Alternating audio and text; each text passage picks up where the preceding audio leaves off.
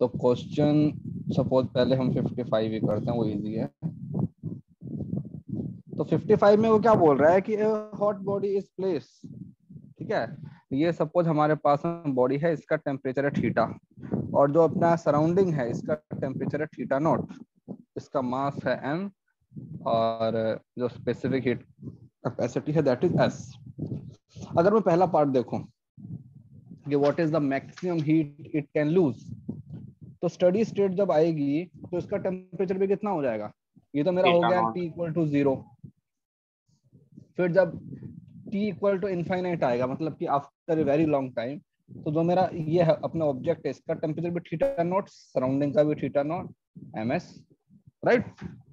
Yes यहाँ sir. से यहाँ तक आने में कितना हीट लूज करेगा ये, यहाँ से यहाँ तक आने में ये हीट लूज करेगा ना, कितना करेगा, ms into delta T, ms into delta T क्या होगा, theta minus theta naught. Theta naught.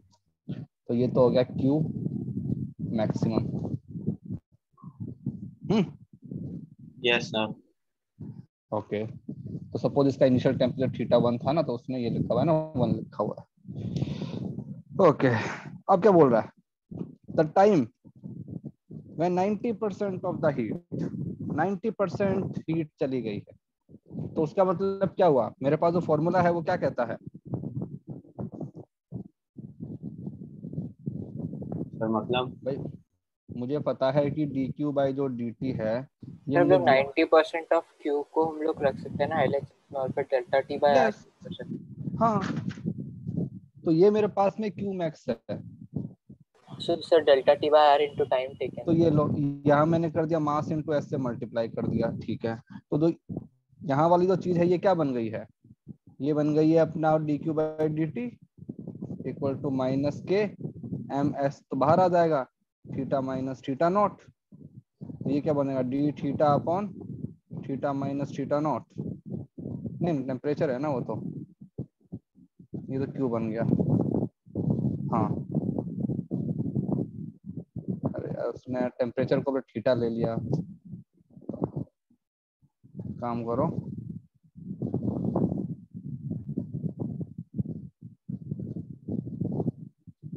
हम इसको ऐसे कर लेते हैं कि जो बॉडी है उसका इनिशियल टेम्परेचर है T1 और इसका टेम्परेचर T0, ठीक है। तो हमारे पास जो Q मैक्सिमम जो आएगा that will become ms T1 minus T0।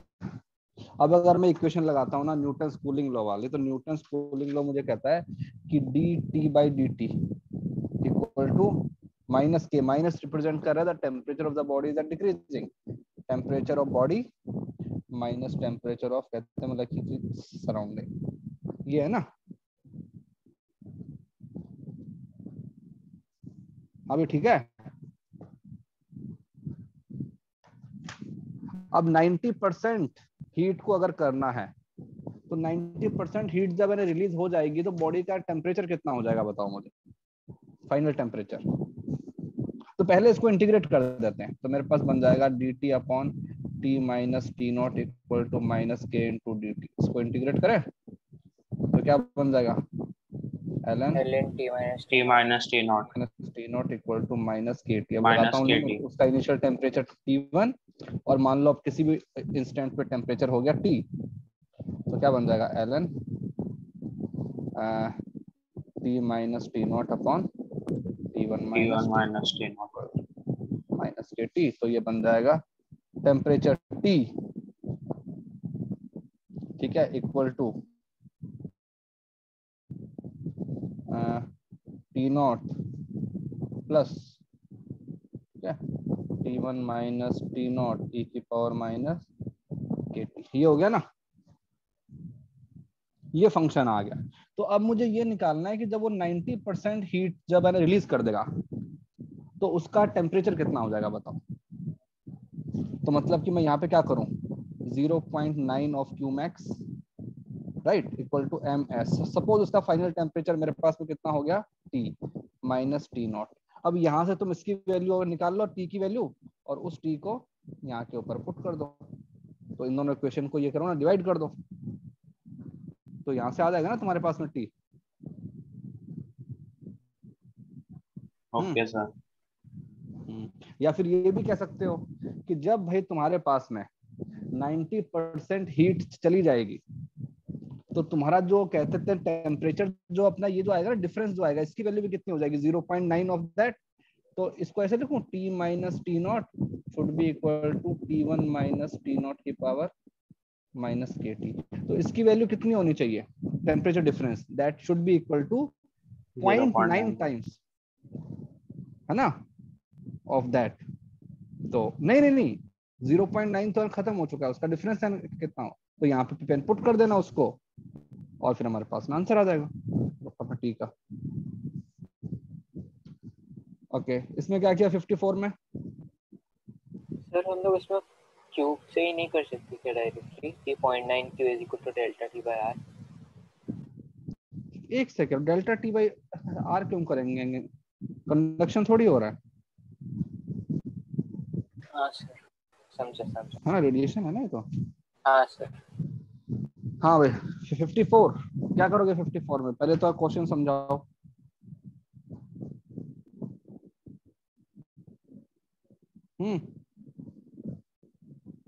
किसने पूछा? सर कैपेसिटी दी हुई है उन्होंने और फिर ओके मतलब रूम का उसने हीट इनिशियल कैपेसिटी टेम्परेचर दी दिया है, है। हाँ उसने सर। हीट कैपेसिटी दी है। हीट कैपेसिटी का मतलब होता है mass into specific heat, right. Specific. Yes sir. तो सबसे सबसे पहले एक अच्छा सा डायग्राम बनाएंगे इसका। क्वेश्चन बहुत बड़ा है ये, तो एक एक लाइन को तुमको डिकोड करना पड़ेगा। A metal block of heat capacity इतना, तो पहले मैंने बनाया मेटल ब्लॉक, ये बना दिया मेटल ब्लॉक। इसमें MS की वैल्यू मुझे दी हुई है 80 इन ए रूम, ठीक है। 20 डिग्री सेल्सियस। एट इसका टेम्परेचर कितना है 20 20 डिग्री डिग्री से। सेल्सियस। नहीं इसका टेम्परेचर नहीं है 20, रूम का टेम्परेचर है 20।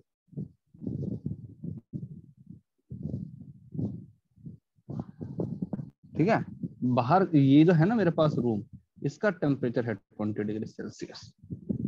अब इसने बोला कि the heater is switch off when the temperature reaches 30 degree centigrade. तो सब जब इसका टेम्परेचर 30 डिग्री सेल्सियस हो गया तो अब जो हीटर था,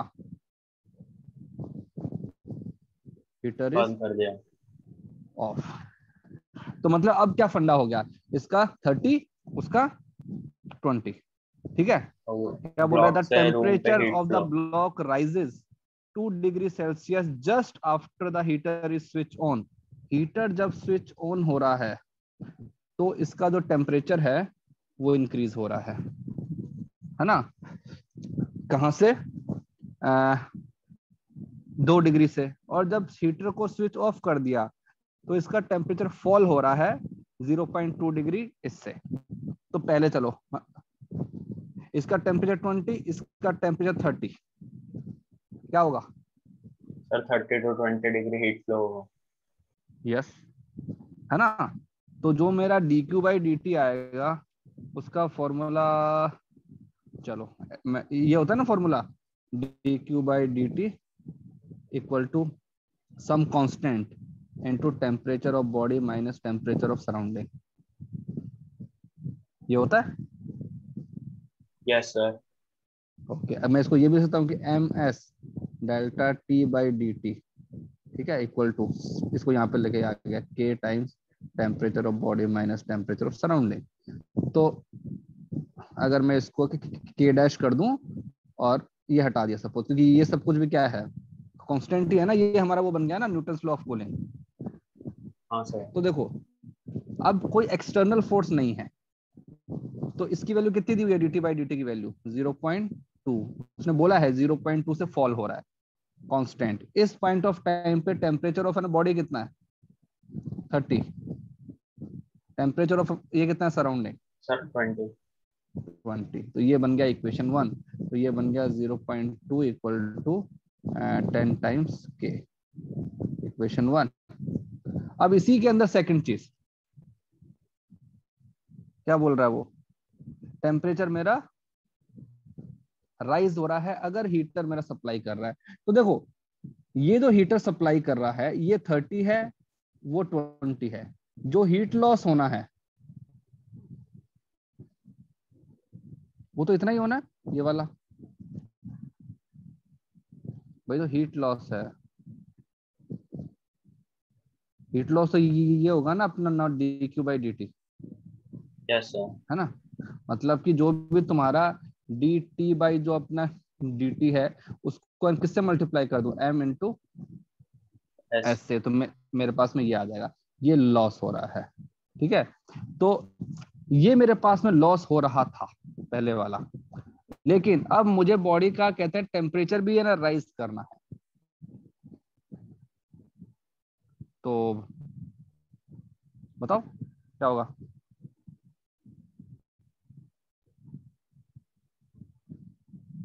सर मतलब नहीं समझ रहा हूँ। अरे भाई, जो जैसे इसका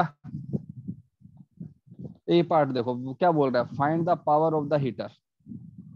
ठीक है, तुमको उसने दो वो दिए कंडीशन दिए। पहले कंडीशन में क्या दिया है कि कुछ नहीं होता है ना, कि भाई जो बॉडी है उसका, हीट लॉस नहीं हो रहा। हाँ, उसको हम कोई एक्सटर्नल नहीं दे रहे हैं, उसका जो भी हीट लॉस हो रहा है that is because of that, क्या बोल रहे हैं, रेडिएशन।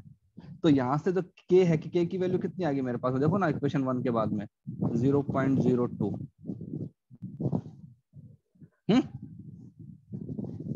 Yes sir. तो अगर मैं इसको ऊपर वाले इक्वेशन के अंदर पुट कर दूं, मेरे पास कुछ आएगा कि जो डी क्यू बाई जो अपना डी टी होता है दैट इज,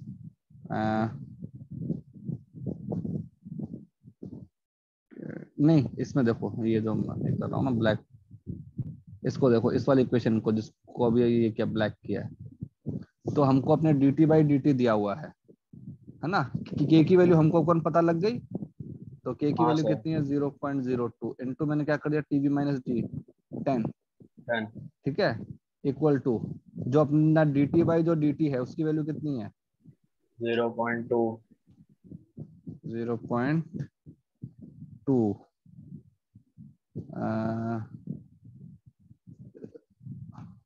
एक सेकेंड, अरे हाँ वो तो यहीं से आ जाएगा डायरेक्ट। हमको पता है कि जो अपना D T by D T है दैट इज 0.2 डिग्री सेल्सियस पर सेकेंड। तो हीट लॉस क्या होता है, D Q by D T, उसको एम mx से एस, मल्टीप्लाई कर देंगे। ये अपना D T by D T. तो एम एस की वैल्यू यस हमको सर। दी हुई है 80 इंटू 0.2, तो कितना बन जाएगा, 16 16। What.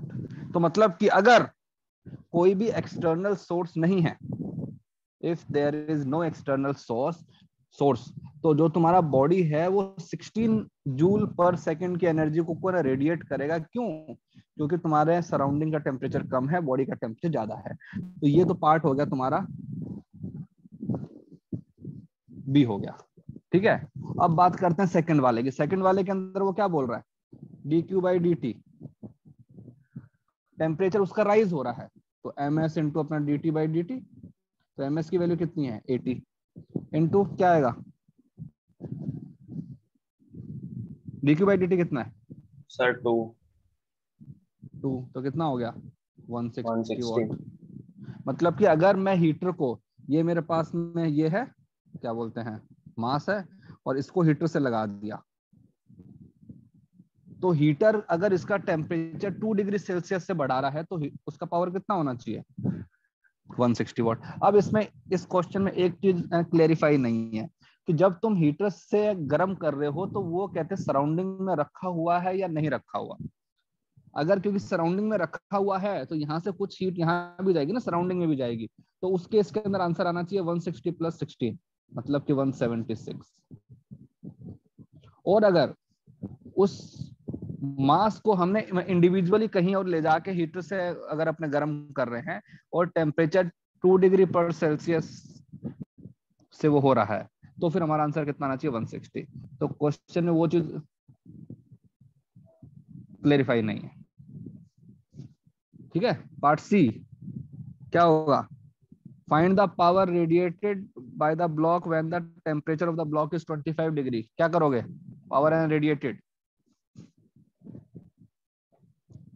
Sir D Q by D T वाले फॉर्मूला। तो हमको पता, अभी हमने पर किया था ना कि dt/dt equal to k temperature of body minus temperature of surrounding. हाँ सर, के अभी की के भी हमने पता है कैलकुलेट ना। कर ली, के की वैल्यू हमको पता है 0.02, ठीक है। तो और अगर इस पूरी इक्वेशन को ms से अपने मल्टीप्लाई कर दूंगा तो ये क्या बन गया ms, ये क्या बन गया dq/dt। dq/dt।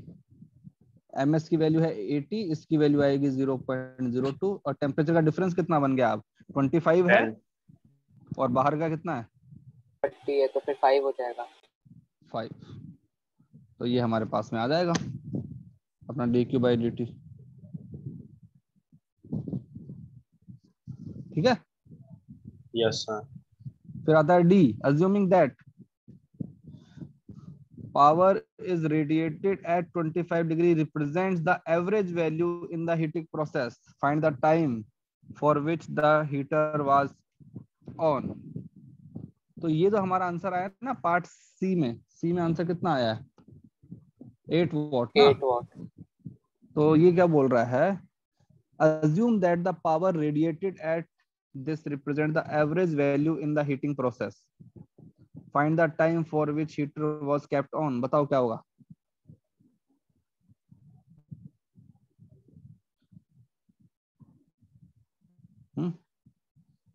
कौन से प्रोसेस के लिए, कहां से कहां तक लेके जाना है। तो 20 से 30 ना। 20 से 30, ठीक है। तो अगर 20 से 30 पे अगर तुम लेके जा रहे हो और पावर रेडिएटेड जो 25 वाली जो पावर है वो कैसी है। तो हम ms डेल्टा t ले लेंगे और हाँ उसको यस फिर यस। टाइम से तो हम डिवाइड बोल कर देंगे कि एम एस डेल्टा टी, ये तो उसने किस में काम लिया, मतलब कि हीट फॉर टेम्परेचर को इंक्रीज करने के लिए, प्लस ये डेल्टा क्यू, ये क्या हुआ radiated should be equal to delta Q supply. और कहते मतलब सप्लाई कौन कर रहा है तुम्हारा, क्या हीटर। बोलते हैं हीटर। तो एम एस हमको पता है कितना 80 और ये कितना हुआ डेल्टा टी 20 से 30 10, ठीक है। और उसके बाद में डेल्टा क्यू, मतलब उसने बोला है कि तो रेडियन। 25 पे जो आया था आंसर, ये जो आया था ये मेरा एवरेज है, तो 8 into T should be equal to, मैं हीटर का पावर कितना आया था 160। 160 ना, तो ये हो जाएगा 160 इंटू टी, बस यहाँ से हमारे पास में हो जाएगा। तो 800 अपॉन कितना आएगा 160 माइनस 8 कितना होता है 150, 152। 152 इतने सेकंड आए।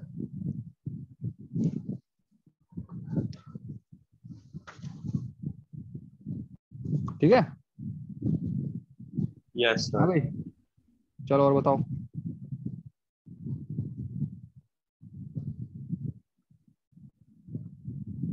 सर तो हो गया होगा ना 47 हीट भी का। कर दोगे डिस्कस आप। हाँ बेटा, तुमको है ना बड़े बड़े क्वेश्चन, मतलब देखो इन क्वेश्चन में कुछ होता नहीं है, बस तुमको क्वेश्चन को ना मतलब समझना है कि एक एक स्टेटमेंट क्या बोल रहा है। 47 चलो, तुमने क्या किया बताओ 47 में। सर ये सेंटर वगैरह का आ गया, दूसरे स्फीयर में रख दिया, उसी में थोड़ा सा डाउट हो रहा है। अरे तो मुझे बताओ ना सब, तुम पहले स्टेटमेंट पढ़ो और मुझे बताओ कि क्या उससे तुमको मिला। पहला स्टेटमेंट क्या बोला है, spherical ball A of surface area 20 centimeter square is kept at the center of a hollow sphere, जिसका एरिया ज्यादा है, इसका एरिया 4 टाइम्स है, राइट। तो उसका रेडियस कितना हो यस जाएगा सर। Double, sir double. ठीक है ना। तो सपोज एक मेरे पास में स्फेयर ये है, ये मेरा बाहर वाला स्फेयर है, ठीक है। ये है स्फेयर बी, इसका जो एरिया है दैट इज 80। 80 centimetre square. अब इसके अंदर हमने एक और रखा हुआ है, वो छोटा है,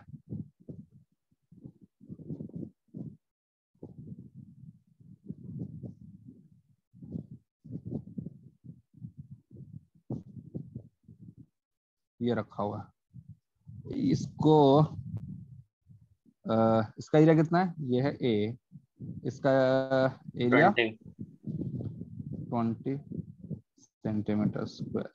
चलो ठीक है, अब क्या बोला है, the surface of A and the inner surface of B emit as black bodies. तो देखो इसकी जो आउटर सरफेस है ये वाली सरफेस ये, और इसकी जो इनर सरफेस है इसके लिए E equal to 1, E equal to 1। ठीक है, assume that thermal conductivity of material B is very poor, मतलब कि हीट बाहर नहीं जाएगी, क्योंकि अगर B के पास थर्मल कंडक्टिविटी होएगी then it will go out. तो सर ये लेकिन वो बोल रहा है क्वेश्चन बाहर में नहीं नहीं जा रहा, दिया। लिखा तो हुआ है assume सर that मेरे बुक thermal में नहीं conduct, लिखा। नहीं लिखा हुआ है सर। क्या लिखा हुआ है तुम्हारे बुक में? सर दिया है कि दोनों का नहीं, टेम्परेचर 300 के है। एक सेकेंड, 300? हाँ सर।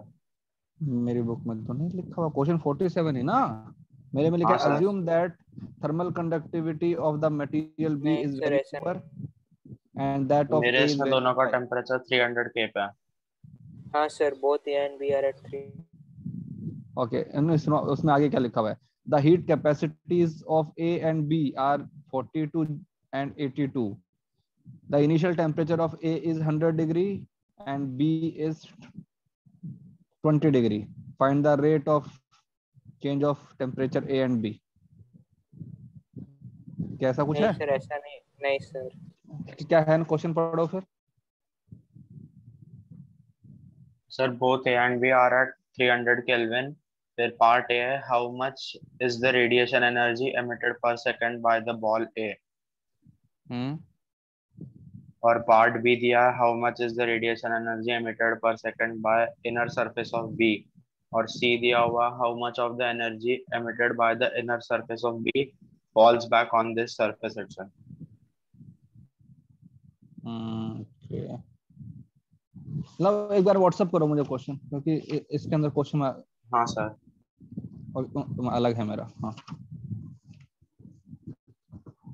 सर आप सिलेंडर के लिए डिराइव करके बता सकते हैं क्या चीज? सर, उसके अंदर हीट कैसे फ्लो हो रहा है, उसका एक्सप्रेशन में मेरे को इश्यू हो। अरे वो तो इंटीग्रेट करके हमने फाइंड आउट किया था ना सिलेंडर। भाई ये अगर हाँ सर, मेरे लेकिन पास बस ये अगर है, कैसा, होलो या फिर सॉलिड?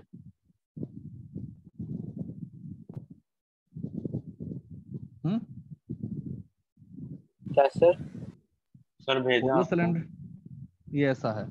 अब इसमें तुमको को अगर हीट फ्लो यहां से यूं हो रहा है तो फिर तो कोई अपनी दिक्कत ही नहीं है। जो भी तुम्हारे एलिमेंट आएंगे ना, ये जो एलिमेंट आएंगे डिस्क, ये सारे के सारे किस में है, सीरीज में है। तो ये सीरीज में। सिंपली बन जाएगा, ये लेंथ अगर है L तो तुम्हारे पास R बन जाएगा क्या, इसका एरिया कितना है, कितने एरिया में से हीट पास हो रही है, तो पाई पाई R2 R2 square square, minus R1 square. ठीक है, A K, ठीक है, और ऊपर क्या आता है, लेंथ, ये आ गया लेंथ। हाँ सर। लेकिन अगर इसमें हीट फ्लो ऐसे हो रहा है, सपोज ये सिलेंडर ऐसे रखा हुआ है, ये अगर हीट फ्लो इसमें ऐसे हो रहा है यूं, तो फिर तुम क्या करो, एक x डिस्टेंस पे जाके एक ये लोगे होलो सिलेंडर, इसका विड्थ होगा dx। अब देखो हीट को कितना डिस्टेंस में ट्रेवल करना पड़ रहा है, मान लो dr है ना, तो ये तो हो गया हाँ length sir. Upon k, conductivity तो k ही है। अगर मान लो कंडक्टिविटी है वेरिएबल है तो हम उसके फॉर्म में लिख देंगे। अब उसका एरिया, इस पूरे कहते हैं सिलेंडर के कितने एरिया में से वो जा रही है, तो 2 पाई r इंटू एल। सिलेंडर का एरिया कितना होता है, हाँ सर, 2 पाई RL सर। बस इसको इंटीग्रेट कर देंगे अब। तो 2 पाई अरे RL बस उसका कर्व सरफेस एरिया होगा ना। हाँ, तो भाई तो हीट कहाँ से बाहर जा रही है, कर्व सरफेस एरिया से जा रही है ना, ओके सर। तो इसलिए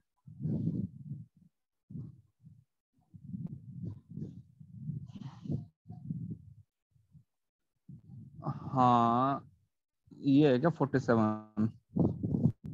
यार ऐसा कैसे हो सकता है? तो तुम्हारी वाली बुक में अलग है, मेरी वाली में अलग है। नया एडिशन होगा हमारा। हाँ ठीक है, तो ये दिया हुआ है दैट द सरफेस, ठीक है, बोथ एट टेम्परेचर 300 केल्विन।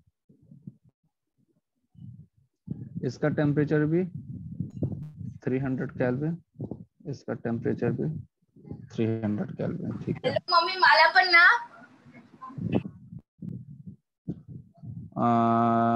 ठीक है, द सरफेस ऑफ, ठीक है। How much is the radiation energy emitted per second by the ball ए ने कितना किया बताओ?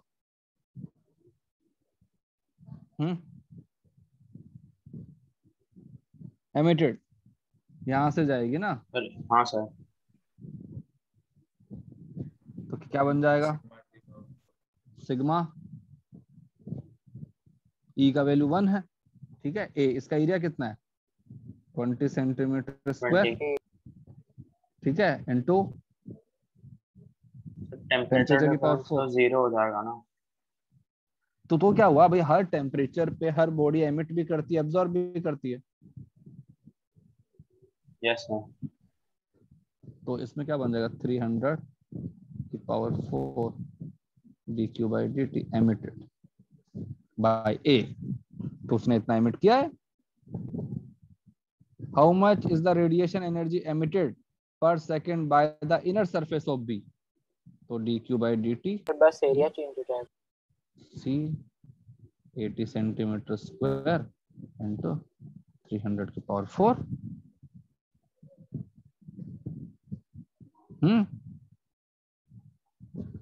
C, how much of the energy emitted by inner surface of B falls back on this surface itself? बताओ।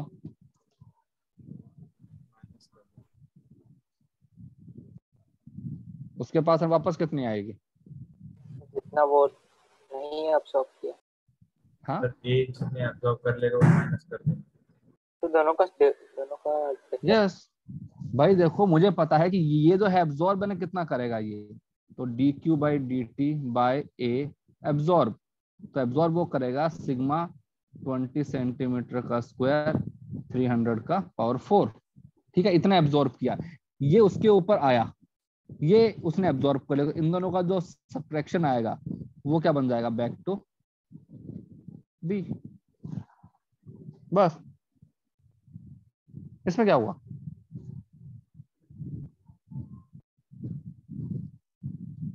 बल्कि इन्होंने question को easy कर दिया। जो पुराने वाली बुकलेट जो मेरे पास है उसके अंदर बड़ा अच्छा क्वेश्चन है ये। इनका अपने कहते हैं स्पेसिफिक हीट कैपेसिटीज दिया हुआ है और पूछा है टेम्परेचर डिफरेंस वगैरह कितने होंगे। इसमें पता नहीं क्या क्या, तो कुछ है ही नहीं। सर कौन सा बुकलेट? नहीं एससीबी है, मतलब मेरे पास जो एससीबी है यार वो काफी पुराना है, मतलब तो उसके अंदर जो तो है इसके वो बाद क्या करेंगे? मतलब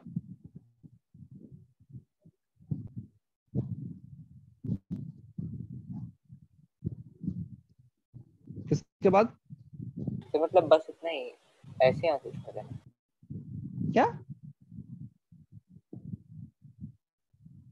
अब क्या बोल रहे हो? अच्छे से बोलो ना। सर, मतलब बस इतना ही करना है, किसमें? यही सब है। अच्छा इस वाले सम में 47 में? हाँ सर। हाँ तो 47 में इतना ही पूछा है उसने।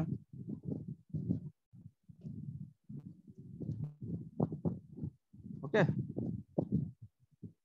तो लेकिन पीछे न्यूमेरिक वैल्यू में आंसर दिया, लेकिन सिग्मा तो इन्होंने कुछ दिया ही नहीं है क्वेश्चन में। तो हाँ सर, डायरेक्ट वही वाला यूज पूछा कर ले, 5.6 वाला। हाँ हाँ, सिग्मा तो कांस्टेंट है, उसकी वैल्यू हमको और पता होनी चाहिए। भाई तुम्हारे क्वेश्चन के अंदर ग्रेविटी की वैल्यू तुमको हर क्वेश्चन के अंदर थोड़ी ना बताते हैं, वो तुम अपने आप में पुट करते हो ना, तो यू शुड नो हाँ sir. The value of sigma. Sir उसमें एरिया हमने सेंटीमीटर स्क्वायर में लिया, चलेगा? नहीं नहीं नहीं ना मीटर भाई, इसीलिए मैंने उसको 20 नहीं लिखा था, मैंने आगे लिखा है सेंटीमीटर स्क्वायर कि जब तुम कैलकुलेशन करो तो उसको कन्वर्ट हाँ करोगे सर। तो 10 की पावर -4 आएगा। सब कुछ एमकेएस में ले रहे हो ना, पावर तुम वॉट में ले रहे हो, तो everything has to be in MKS. कहाँ तक हो एक गया doubt हमारा थर्मोडायनामिक्स में? हाँ बताओ बताओ बताओ क्या डाउट? सर 25th में ना नेट हीट लेफ्ट साइड में फ्लो कर रहा है, तो फिर हम लोग दोनों का डिफरेंस लेंगे कि हम दोनों को ऐड कर देंगे? क्या है 25th में हाँ फिर कॉपर का ज्यादा है, तो फिर नेट हीट लेफ्ट साइड में फ्लो करेगा ना? हाँ अलग तो से आने दो, सेंटर पे जाए। क्या सर तो पड़ता है फिर फर्क? जो पूरा हीट जो हम लेंगे, जो एल्यूमिनियम सारा कॉपर सारा, दोनों को ऐड कर देंगे या डायरेक्शन ऑपोजिट है तो सब्ट्रैक्ट करेंगे? अरे टोटल टेकन आउट, हाँ तो ऐड करेंगे ना भाई। ये मेरे पास में जगह है, यहाँ से भी हीट आ रही है, यहाँ से भी हीट आ रही है, तो ये है ना कि ये मेरा पॉइंट है कोल्ड, तो यहाँ पे कोई ना कोई उस हीट का कुछ ना कुछ कर रहा है। तो उसने यही तो पूछा है, calculate the amount of heat taken out from the cold junction in 1 minute. तो तुम्हारे पास जो ये जो आएगा ना dq/dt 1 प्लस dq/dt 2, ये 1 है हाँ ये सर 2 है, हो ये जाएगा। पावर हो गया इनटू टाइम। ऐसे मुझे सॉल्व करके दो वैल्यूज आ गए थे, मुझे समझ में नहीं आ रहा था ऐड करूं या सब्ट्रैक्ट करूं। क्यों इसके अंदर क्या कंफ्यूजन है? अगर तुमसे कोई पूछे कि तुमको एक बंदा 100 रुपीज दे रहा है, दूसरा 200 रुपीज दे रहा है, तो तुमने कितना ले लिया टोटल? 300। मतलब ऐड ही करोगे ना? हाँ हाँ सर। हाँ, कितना किया था थर्मोडायनामिक्स? कुछ किए क्वेश्चन रिवाइज किए अपने केमिस्ट्री वाले में से? मैंने कहा था ना रिवाइज करके आना। फॉर्मूला वॉर्मूला देखा थोड़ा। फॉर्मूला देखा बस, क्वेश्चन नहीं किए? पर मतलब वो जो एग्जाम्पल सर ने कराए थे वही सब थोड़ा रिवाइज किया। सर आपने बोला था कि अब आज की क्लास के बाद दोगे अगर कुछ देना होगा, तो अब तक आपने कुछ बोला नहीं करना। अरे मैंने ये तो कहा था केमिस्ट्री वाले को ना पढ़ लेना। हाँ, आपने वो पीडीएफ भेजा था, उससे थियरी पढ़ने बोला था आपने। हाँ हाँ हाँ हाँ ठीक है। तो हम आइसोथर्मल पे आ गए थे ना, आइसोथर्मल हमारा हो गया था। हाँ हाँ सर, उसके बाद हाँ sir, quasi static formula process आपने बताया था। हाँ वो तो बस एक वो था ना अपना डेफिनेशन वाला पार्ट था। अब अब हम प्रोसेस करते हैं पॉलीट्रॉपिक। नाम सुना है? हाँ क्या होता है पॉलीट्रॉपिक प्रोसेस का मतलब?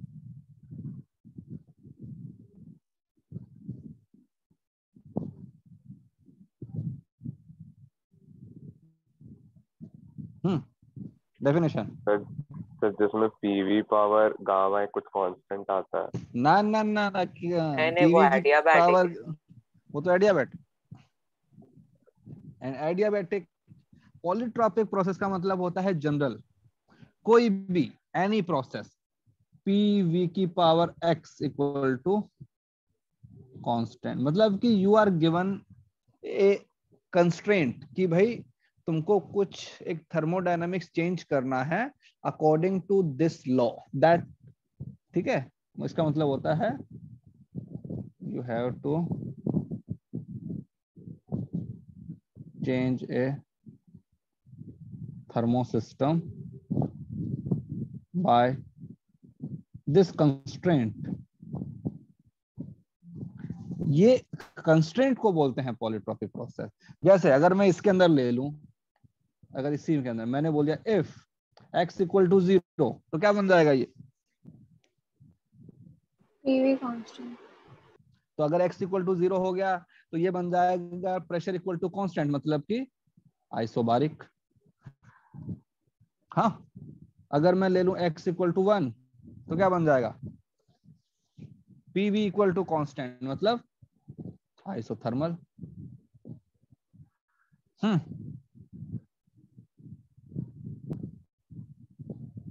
सही है ना? हाँ सर हाँ सर। तो इसी टाइप से x की वैल्यू कहते हैं ना कुछ भी हो सकती है, तो ये एक कहते हैं ना जनरल वो है, इक्वेशन है। तो सपोज मैं एक थर्मोडायनामिक सिस्टम है and it has to be closed, मैं ओपन की बात ही नहीं कर रहा हूं। तुमको कौन फ्री एक्सपेंशन बताया होगा ना क्या होता है? हाँ सर। क्या होता है फ्री एक्सपेंशन? तो वो सर उसमें वर्क डन 0 होता है। रहेगा। मतलब कि बाहर से फोर्स लगाने के लिए कोई कुछ होता ही नहीं है, तो फोर्स ही नहीं है तो वर्क डन भी जीरो। तो ये मेरा एक थर्मोडायनामिक्स सिस्टम है जिसको स्टेट 1 से मैं स्टेट 2 पे लेके जा रहा हूँ, लेकिन ये इसको कर रहा है। तो मतलब इक्वेशन क्या बन जाएगी, P1 V1 की power x equal to NR T1। यहां से क्या बन जाएगा, P2 नहीं P1 V1, हाँ ये बन जाएगा P2 V2 equal to NR T2। And constraint क्या है मेरे पास में, P1 V1 की power x equal to P2 V2 की पावर x। ये मेरा कंस्ट्रेंट है, थर्मोडायनेमिक सिस्टम है। तो देखो अब इसके अंदर हमको फाइंड आउट करनी होती है चीजें दो, एक तो होता है वर्क डन और एक होता है इंटरनल एनर्जी में चेंज। तो सबसे पहले मैं निकालता हूँ ना DW। क्या होता है DW, बताया था तुमको, P इंटू DV होता है। यस, ओके इंटीग्रेट कर देते हैं तो मेरे पास में टोटल आ जाएगा डेल्टा W। प्रेशर भी चेंज हो रहा है, वॉल्यूम भी चेंज हो रहा है, how can I right that thing. Pressure को वॉल्यूम, तो सपोज नहीं, ये जो इक्वेशन है इसको मैं ऐसा लिख सकता हूँ ना, दिस इज सम कांस्टेंट के। भाई तुमको दिया हुआ है PV की पावर में x equal to some constant, तो यहाँ से प्रेशर क्या बन जाएगा, सम कांस्टेंट अपॉन V की पावर x। तो मैंने लिख दिया कि जो भी मेरा ये जो आएगा ना प्रेशर, ये क्या बन जाएगा, सम कांस्टेंट अपॉन V की power x, right, into dV। Fine. अब बताओ अगर यहाँ पे x की वैल्यू 1 हुई, x की वैल्यू 1 हुआ, तो इसका इंटीग्रल क्या होगा, KLNB। ठीक है। तो हम यहाँ पे स्पेसिफाई करेंगे x नॉट इक्वल टू 1, क्योंकि अगर x इक्वल टू 1 हुआ तो हम यहाँ पे आ जाएंगे और फिर हमारा काम हो जाएगा। अगर अब मैं कर देता हूँ, तो ये क्या बन जाएगा, k मेरा कांस्टेंट है, बाहर आ गया, क्या हो जाएगा, v की power minus x into dx। क्या होता है integral, -x into v minus x plus 1 upon minus x plus 1। Limit लगा देंगे v1 से v2, भी होता है ना। हाँ x की पावर n इंटू dx क्या होता है, x की power n plus 1 upon n plus 1। Okay sir हमने वो x is not equal to 1 क्यों लिया, क्योंकि अगर x इक्वल टू 1 हो जाएगा तो मैं मतलब ऐसा नहीं ले सकता ना, उसका इंटीग्रल क्या होता है, वो ln वो तो मैं ln आ जाएगा। तो इसलिए ln मैं स्पेसिफाई कर दूंगा कि भाई इस पॉलीट्रॉपिक प्रोसेस में x की वैल्यू 1 नहीं है, क्योंकि x इक्वल टू 1 के लिए मुझे सॉल्व करना आता है, मैंने आइसोथर्मल में ऑलरेडी कर चुका ओके हूँ, ठीक है। तो ये अब ये यहाँ पे x तो कांस्टेंट है, तो k अपॉन 1 माइनस एक्स तो बाहर आ गया। इसके अंदर क्या बचेगा, ऊपर है मेरे पास में v और नीचे है v की पावर x। इसको ऐसा और लिख सकता हूँ ना मैं, तो ये है v1 से v2। ठीक है, क्लियर है ना भाई, सब कुछ एकदम आराम आराम से कर रहा हूँ। देखो आखिरी में एकदम से एक ऐसी चीज बताऊंगा फिर तुम कहोगे सर ये कहाँ से आ गया, तो एक एक स्टेप ध्यान से। क्या बनेगा, k अपॉन 1 माइनस एक्स, कैसे लगाते हैं लिमिट, तो v2 अपॉन v2 की power x minus v1 upon ये,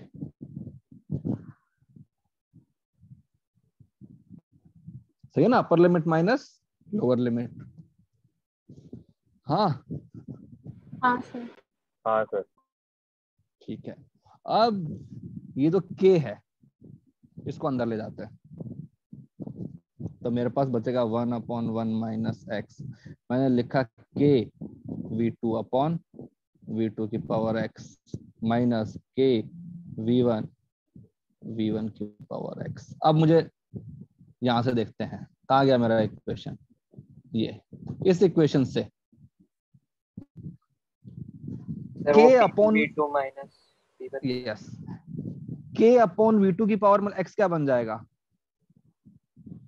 p2, ठीक है। तो ये मेरे पास में सिंपली बन जाएगा 1 upon x P2V2 minus P1। इसको मैं ये भी लिख सकता हूँ NR delta T upon 1 minus x। ये है मेरे पास में डेल्टा W।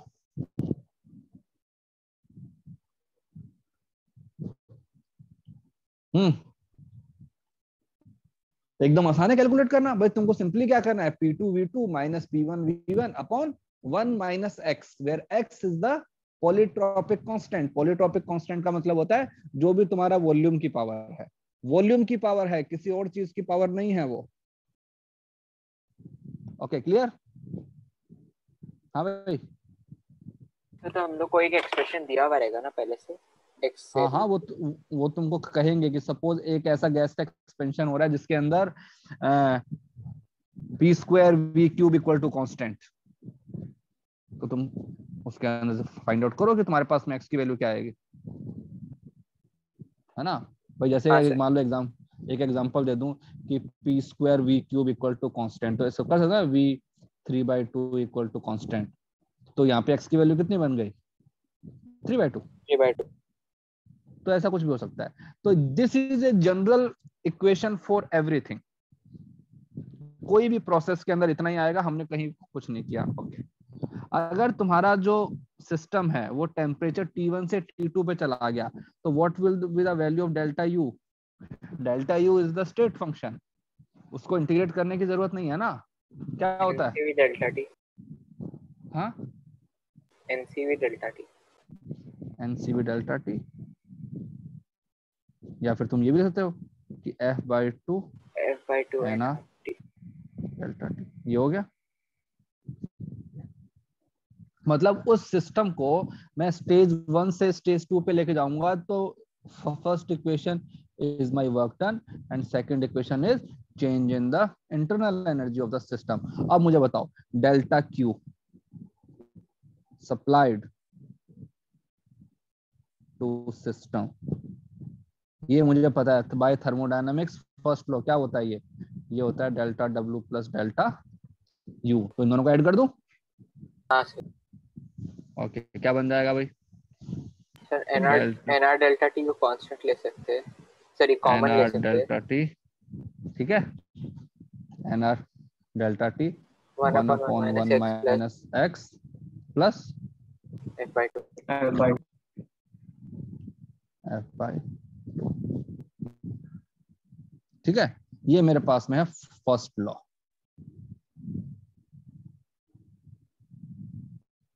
ओके अब मैंने एक स्पेशल वो निकाला process, adiabatic.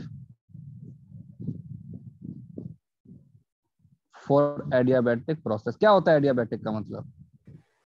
PV power gamma is constant. नहीं, PV की power gamma equal to constant नहीं होता है। पहले तुम बताओ।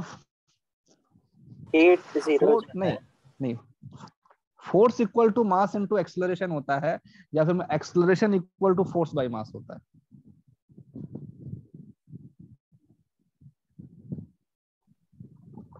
दोनों तो सेम ही है ना। सेम नहीं है तो सर फिर force equal to mass acceleration. नहीं, acceleration equal to force by mass होता है। तुम किसी ऑब्जेक्ट को फोर्स लगाते हो, राइट? तो पहले तुमने क्या लगाया? फोर्स लगाया, तो एक्सेलरेशन आया। ठीक है, मतलब ऐसा नहीं होता ना कि किसी ऑब्जेक्ट के पास में एक्सेलरेशन था और फोर्स क्रिएट हो गया। जब तुम बोलते हो ना प्रोपोर्शनल, कि कौन सी चीज की प्रोपोर्शनल है, तो क्या करते हो उसमें? एक दो चीजें आती हैं, एक होता है इंडिपेंडेंट वेरिएबल, एक होता है डिपेंडेंट। तो पहले कौन सी चीज क्रिएट हुई है? तुम पहले फोर्स लेके आए, तुमने ऑब्जेक्ट फोर्स लगाया तो एक्सेलरेशन आया। तो एडियाबैटिक जो है ना प्रोसेस था, वो ये नहीं था कि PV की power gamma equal to constant. नहीं, एडियाबैटिक का मतलब था कि एक ऐसा process in which delta Q is 0। मैं हीट ना ही दूंगा ना ही लूंगा। अब तुम बताओ कि उसके लिए इक्वेशन क्या बनेगी? Delta U equal to work done. हाँ मतलब तो सर हमने फिर क्या किया, delta U equal to delta work done हो जाए। नहीं ना, माइनस साइन नहीं आएगा। तो हम कह देंगे कि फ्रॉम द इक्वेशन 3 उसको मैं क्या कर दूं, अपने 0 कर दूं ना। हाँ सर। यस, तो मैंने क्या कर दिया, तो फिर फ्रॉम अगर ये तो मैंने लिखा N R delta T 1/1 minus x plus f by 2, इसको मैंने इक्वल टू क्या कर दिया, 0। अब मैं एक्स की वैल्यू फाइंड करता हूं कि चलो अगर ऐसा हो गया तो एक्स की वैल्यू क्या होएगी। तो यहां से मैं क्या लिख सकता हूं कि 1/1 minus x equal to, minus f by, या फिर इसको उल्टा कर देना हाँ 1 थोड़ा अपॉन सा, एक्स माइनस 1 इक्वल, हाँ 1/x minus 1 equal to f by 2। ठीक है, तो यहाँ से क्या बन जाएगा, x minus 1 equal to 2/f। तो मैं x क्या बन जाएगा, 2/f प्लस 1। ठीक है। हाँ हाँ सर। अब यहाँ से थोड़ा सा इसके अंदर वो करते हैं मॉडिफिकेशन भाई, है ना, डिग्री ऑफ जो फ्रीडम है उसको हम कन्वर्ट कर देते हैं इसके अंदर। तो तुमको पता है कि जो f/2r होता है, f/2r ये क्या होता है, cv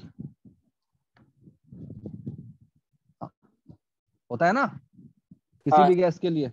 हाँ, तो यहाँ पे मेरा ये आ रहा है अपना, कहते हैं तब अपना 2/f आ रहा है, तो इसको मैं क्या लिख सकता हूँ, सपोज आर मैंने बाई सी इसको, बी।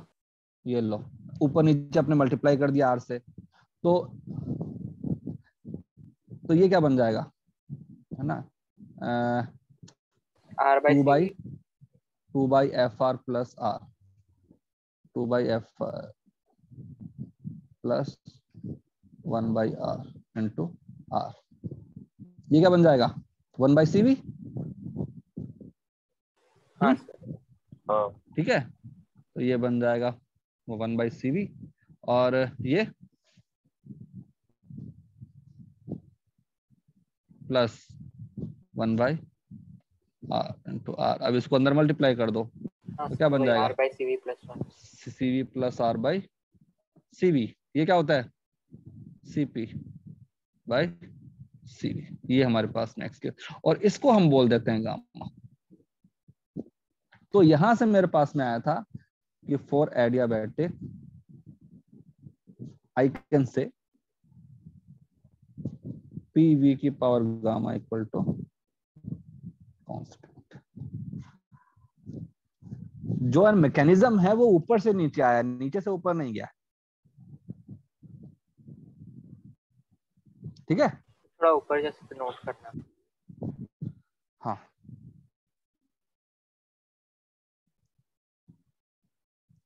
अब अगर तुमको ये आता है तो फिर तो कहते हैं अपना सब कुछ ही कर सकते हो, कोई दिक्कत ही नहीं है। हाँ भाई, हो सकता है ना इसके बाद तो सब कुछ है। अब तो तुम कोई भी प्रोसेस तुमको दे दूं उसके अंदर आ जाएगा हमारे पास में ये। अब चलो इसके अंदर एक चीज और फाइंड करते हैं, जैसा हम हमेशा करते आए हैं, molar heat capacity.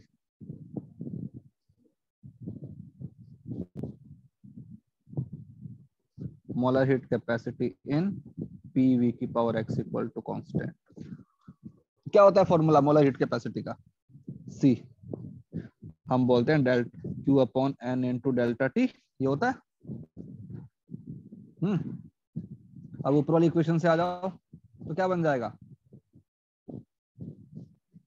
R upon 1 minus x, है ना, और उस R को अंदर ले जाऊंगा तो क्या बन जाएगा, प्लस FR/2, है ना।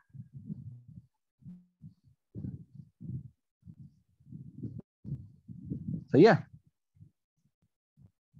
सर ये वाला पॉइंट वापस रिपीट कर सकते हैं? मोलर हीट कैपेसिटी क्या होता है, जितना हीट लगता है 1 मोल के टेम्परेचर को रेस करने में 1 तो केल्विन। बताओ कोई भी जो मेरा पॉलीट्रॉपिक एंड प्रोसेस है उसमें हीट क्या होता है, डेल्टा क्यू। अगर मैं उसको हाँ n sir. Into delta T से डिवाइड कर दूंगा तो मोलर हीट कैपेसिटी आ जाएगा फॉर दैट प्रोसेस। अभी देखो मैं हाँ हीट सर, वाला हाँ सर, फॉर्मूला, समझ गया। ये हमारा इक्वेशन 3 है। Equation 3 is representing total heat supply to the system. अब इसमें n और जो अपना n डेल्टा और टी है डेल्टा टी से डिवाइड कर देंगे। ये है ना n और डेल्टा टी, इसको हटा दो और जो r है इसको अंदर ले जाओ। ठीक है, तो ये बन जाएगा r upon 1 minus x plus F R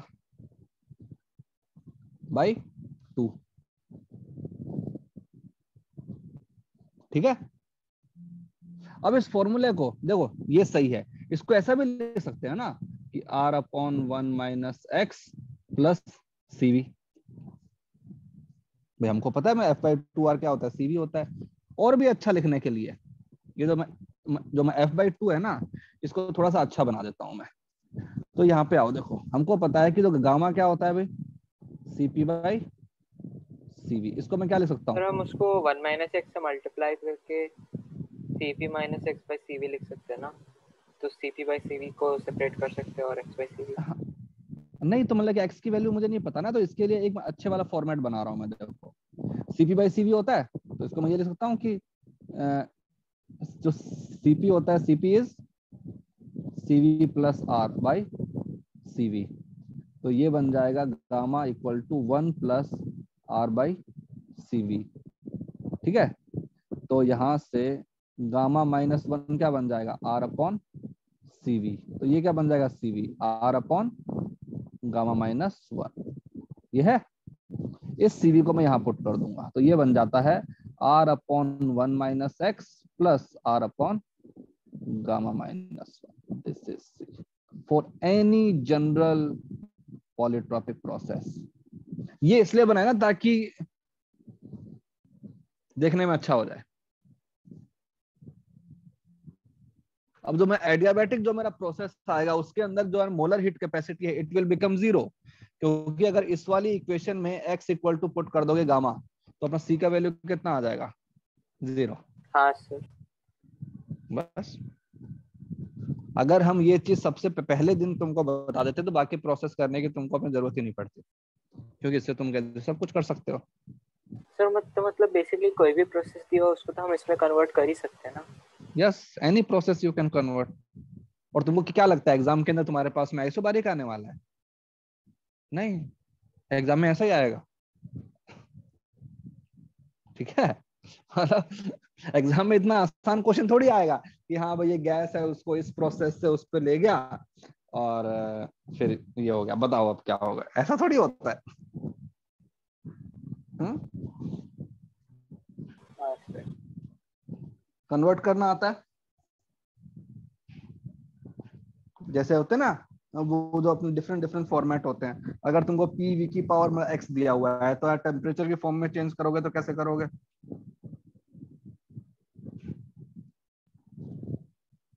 x को 1 डाल देंगे तो पीवी। अरे नहीं नहीं नहीं नहीं, जैसे सपोज तुम्हारे पास में ऐसे, तुमको सपोज एक अपने मैं एग्जांपल ही बताता हूँ। सपोज तुमको दिया हुआ है पीवी की पावर 6 इक्वल टू कांस्टेंट। ठीक है, अब तुमको कन्वर्ट करना है इसको टेम्परेचर की फॉर्म में, प्रेशर और कहते हैं टेम्परेचर की फॉर्म में। तो हम कैसे करोगे?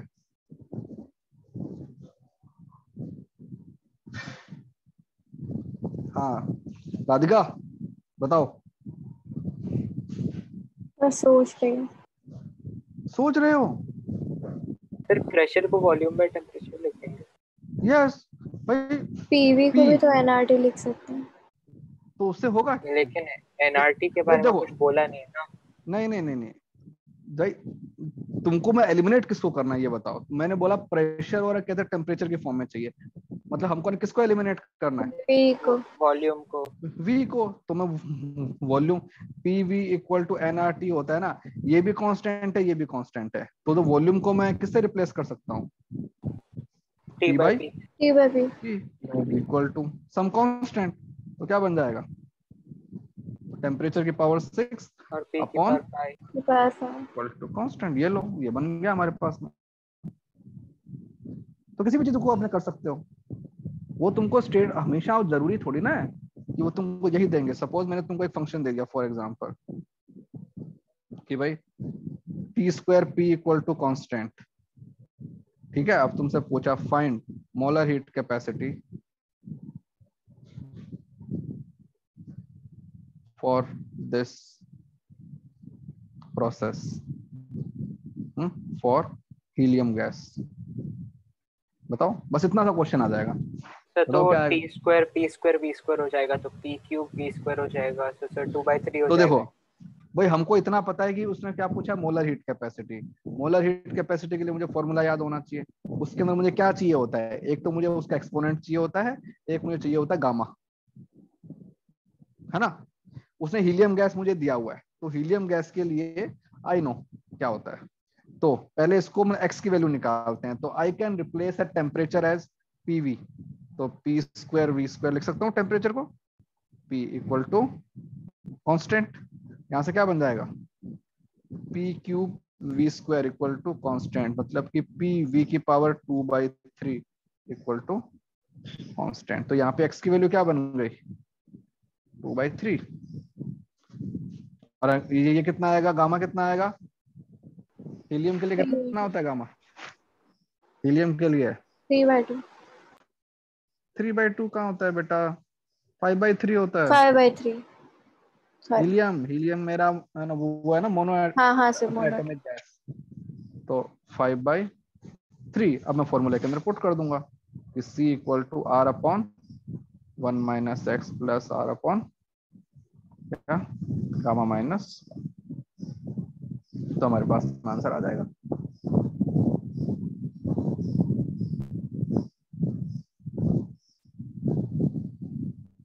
ठीक है,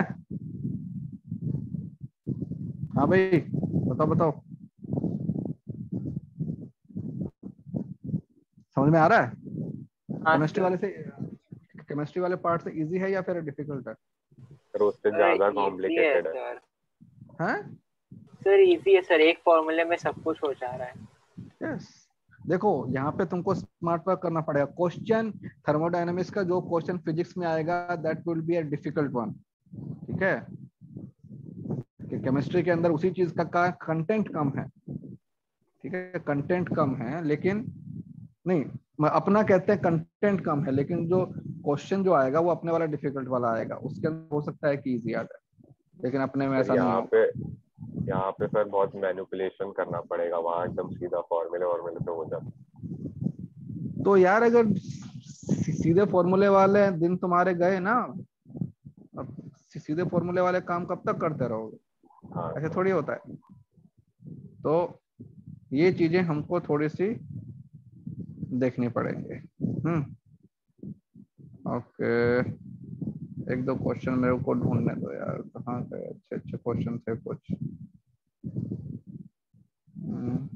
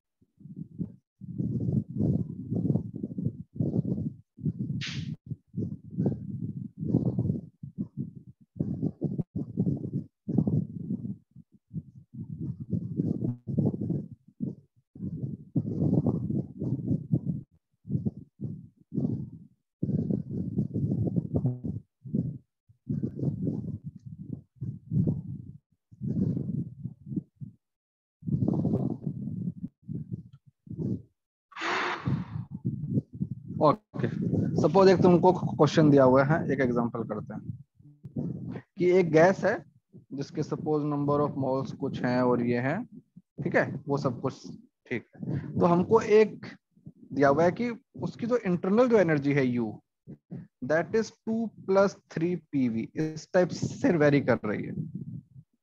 कोई एक गैस है ना, जिसके अंदर ये है कि internal energy at any point of time ये है। तो find gamma for this gas. चलो करो, ट्राई करो।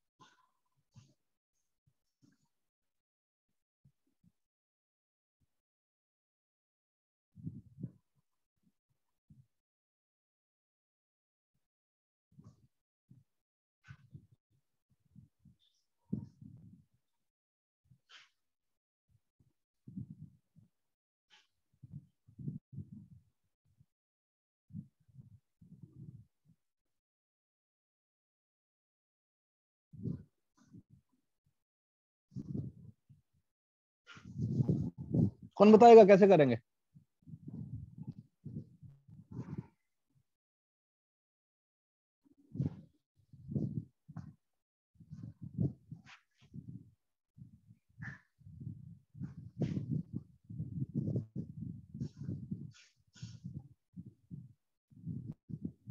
सर ये कोई कांस्टेंट वैल्यू है क्या? ये चेंज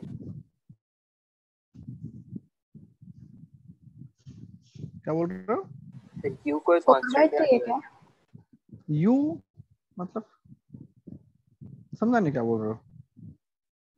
सर ये चेंज हो रहा है ना सर, प्रेशर वाला। तो ये हाँ तो भाई एक थर्मोडायनामिक्स प्रोसेस है जिसके अंदर जो हमारे पास वेरी हो रहा है उसका फंक्शन, कि किसी भी पॉइंट ऑफ टाइम पे प्रेशर इनटू वॉल्यूम को अगर मैं ऐसे लिख दूंगा तो उस टाइम पे मुझे उस गैस का इंटरनल वो आ जाएगा, एनर्जी आ जाएगा। सर 4/3 है क्या? 4/3 बताओ, हो सकता है भाई?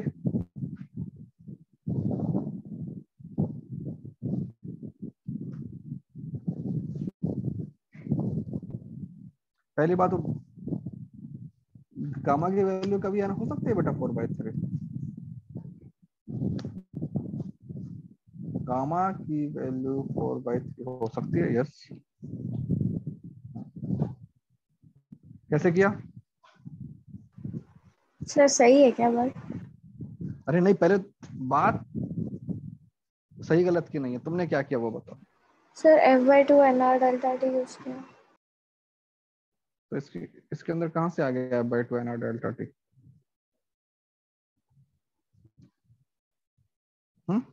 Sir delta U। Delta U कैसे किया? Sir delta U = F/2 NR delta T होता है ना? अरे तो यहाँ पे कैसे अप्लाई किया है? मतलब इस वाली इक्वेशन के अंदर कहाँ से आ गया डेल्टा यू? सर मैंने वहाँ पे डेल्टा U किया और 3p डेल्टा V लिखा उसको। 3p डेल्टा वी क्यों? डिफरेंशिएशन के अंदर प्रेशर को कांस्टेंट क्यों मान लिया?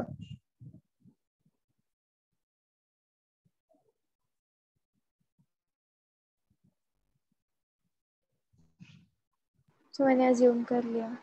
अरे तो बेटा ऐसे अज्यूम थोड़ी करते हैं कि हमने अज्यूम कर लिया। भाई तुमको इतना तो पता है ना, पीवी इक्वल टू एनआरटी होता है, बस होता है। हाँ तो हम सर। पुट कर दो, तो u इक्वल टू 2 + 3 nrt।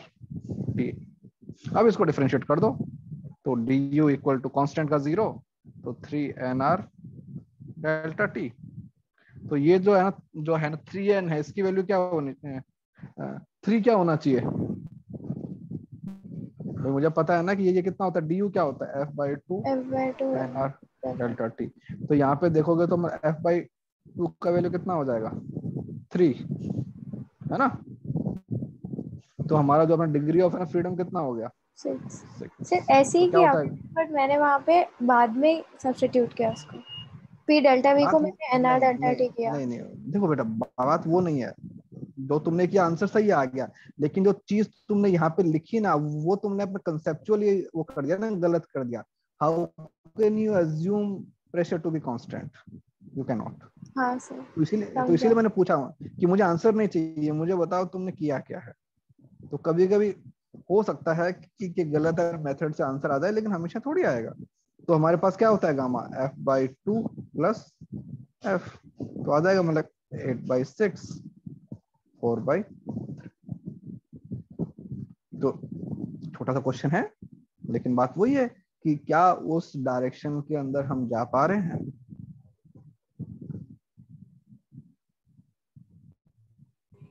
ठीक है।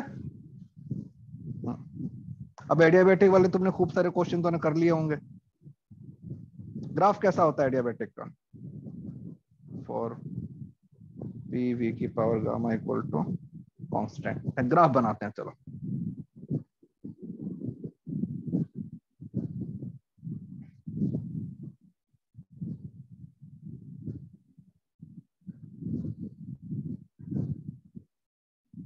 यहाँ पे मैंने लिखा p, यहाँ पे मैंने लिखा v।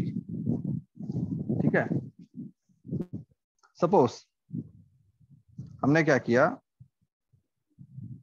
यहां से स्टार्ट किया एक पॉइंट पे, ये हमारा इनिशियल पॉइंट है जिसकी वैल्यू है P1 V1 T1, ओके। और यहां से हम किसी दूसरे थर्मोडायनामिक्स स्टेट में जा रहे हैं। सपोज हम यहां पे आ गए, ये मेरे पास V2, ये मेरे पास V1, ये मेरे पास V2, and I have got ये एक ग्राफ, ये है एक ग्राफ, ये है एक ग्राफ, ये है। मैंने बोल दिया graph A, graph B and graph C. और मैं तुमसे एक चीज पूछता हूं कि भाई मैं यहां पे आ गया इस पॉइंट पे, इसके अंदर वन इज मोनोएटॉमिक गैस, नहीं, एक मोनोएटॉमिक गैस है, एक डायटोमिक गैस है। इन दोनों के लिए तो कौन सा हो रहा है, मतलब एडियाबैटिक हो रहा है। और एक मेरे पास आइसोथर्म है, तो तुमको बताना है कि कौन सा मोनोएटॉमिक वाला है, कौन सा डायटोमिक वाला है, और कौन सा आइसोथर्मल, बताओ।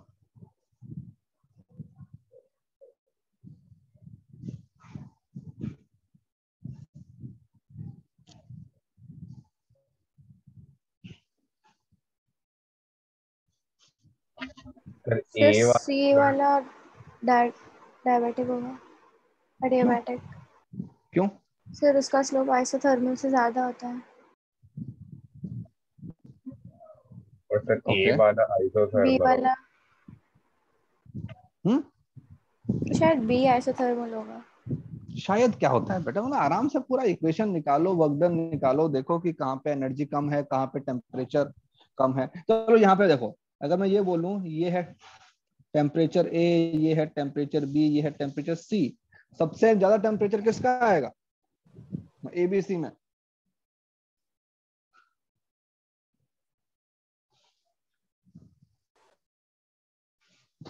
अरे बताओ, अगर मैं इनका ऑर्डर निकालूं टेम्परेचर का, तो ऑर्डर क्या आएगा? ए का आएगा। टीए। अरे भाई सिंपल सी बात है, सबका वॉल्यूम सेम है V2, तो जिसका प्रेशर ज्यादा होगा उसका टेम्परेचर ज्यादा होगा। PV इक्वल टू nRT तो हमेशा होल्ड करता है ना, तो मैं लिख सकता हूँ ना कि TA greater than TB greater than TC। हाँ अब देखो, अगर एडियाबैटिक प्रोसेस होता है तो कोई हीट तो बाहर से आती नहीं है, देयर इज नो हीट। लेकिन यहाँ पे इस इन सारे के सारों के अंदर जो वर्क डन कैसा है, पॉजिटिव।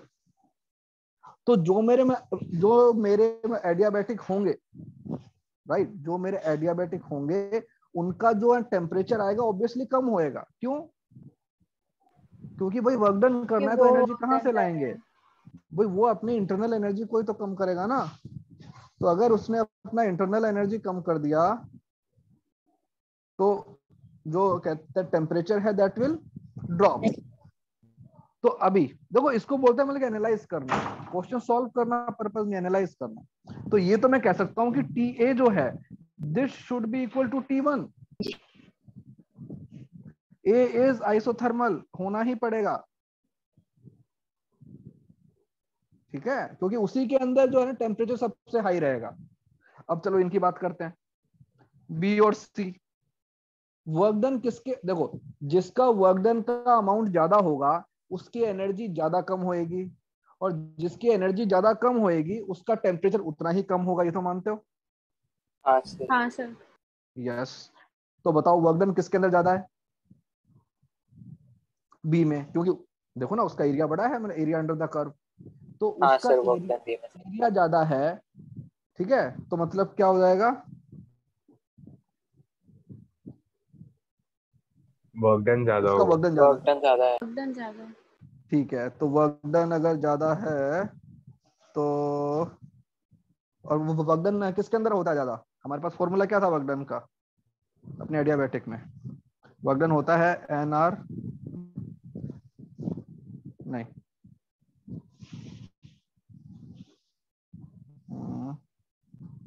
या फिर इसके अंदर ये कर सकते हैं अगर मैं कंपेयर करूँ ना टेम्परेचर होगा फिर Q कांस्टेंट हो गया तो F/2 NR डेल्टा T होगा। हाँ लेकिन हमको नहीं NR डेल्टा T के फॉर्म में नहीं होता ना, हमको उसके फॉर्म में चाहिए, गामा के फॉर्म में चाहिए। तो गामा के फॉर्म में अगर चाहिए तो मैं यहाँ पे ये लिख सकता हूँ ना कि V2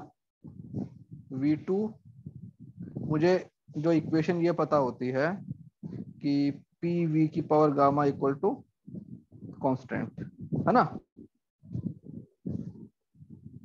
सही है। तो हाँ। यहाँ पे तो सारे के सारे जो आएंगे सबका जो अपना वॉल्यूम है वो सेम है, सबका वॉल्यूम सेम है। तो देखो अब मुझे पता है प्रेशर किसका ज्यादा है, इसका ज्यादा है ना, बी का ज्यादा है, बी का। बी। तो अगर इसकी वैल्यू हाई है तो इसकी वैल्यू कैसी होनी चाहिए, कम होनी चाहिए ना, ताकि उन दोनों का कंपेयर। तो देखो अगर जिसका प्रेशर ज्यादा है मतलब कि इसका ज्यादा है ना, बी का ज्यादा है, तो वॉल्यूम की वैल्यू कम होनी चाहिए, मतलब जो पावर है वो कैसी होनी चाहिए, कम होनी हाई, चाहिए। पावर कम होनी चाहिए। तो पावर कम कैसे होएगी, तो गामा फॉर मोनो एटॉमिक क्या होता है, कम होगा 5/3, गामा फॉर डाई एटॉमिक होता है 7/5।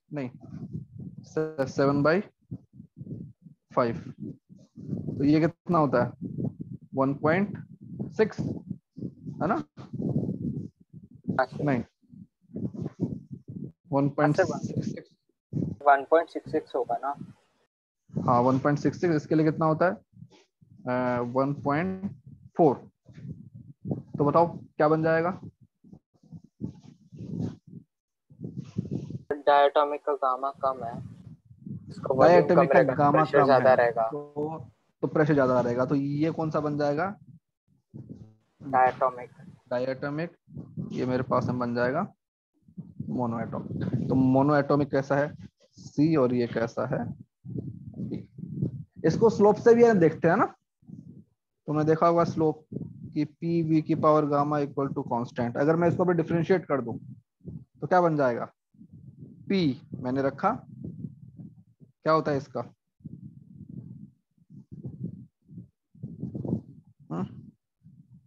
इसको अपने डिफरेंशिएट करना है, मुझे निकालना है dP/dV। कैसे आएगा, सपोज मैंने ले लिया, मैं ln ले लिया, ln P plus gamma ln V equal to ln K। ये बन जाएगा dP/P plus gamma dV/V equal to 0। तो dP/dV अब इक्वल टू क्या बन जाएगा, माइनस, हाँ माइनस गामा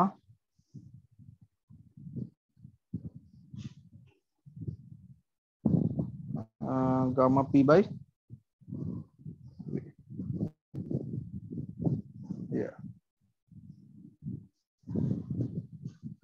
तो अगर तो स्लोप जो एडियाबैटिक जो होते हैं उनका स्लोप ज्यादा होता है, क्योंकि हमको पता है ना कि गामा की वैल्यू हमेशा ग्रेटर देन 1 आएगी, तो तुम स्लोप से भी कंपेयर कर सकते हो, ठीक है। तो जितना बड़ा गामा उतनी ज्यादा तुम्हारे पास में स्लोप, ठीक है। हाँ भाई, हाँ सर। तो अभी तुम एक काम करो, सारे क्वेश्चन अब तुम कर सकते हो। नेक्स्ट क्लास में अपन करेंगे साइक्लिक प्रोसेस, साइक्लिक प्रोसेस करेंगे। अगर ये हो जाएगा तो फिर उसके बाद में सेकंड लॉ भी स्टार्ट कर सकते। इसके क्वेश्चन की प्रैक्टिस कर लो, ठीक है। फिर HCV में कहाँ तक है इसके वाले, HCV सर। नहीं SCV के अंदर इतने क्वेश्चन नहीं होंगे, लेकिन जो मैंने वो दिया ना PDF दिया है उसके अंदर काफी होंगे। SCV के अंदर अगर देखो तो थर्मोडायनामिक्स कहाँ गया ये, SCV के अंदर जो है ना अधिकतर क्वेश्चन है वो उसी के हैं, कहते साइक्लिक प्रोसेस के हैं सारे। तो साइक्लिक प्रोसेस अभी तुम कैसे करोगे, और इतने क्वेश्चन है भी नहीं ना, 22 क्वेश्चन है, 22 क्वेश्चन में क्या करोगे। तो एक मैं असाइनमेंट तुमको ग्रुप पे और भेज दूंगा, लेकिन पहले उसमें से करो पीडीएफ में से जो मैंने भेजा हुआ, ठीक है? बाकी फिर ठीक है। बाद में देखते हैं। ओके, चलो बाय बाय। Thank you.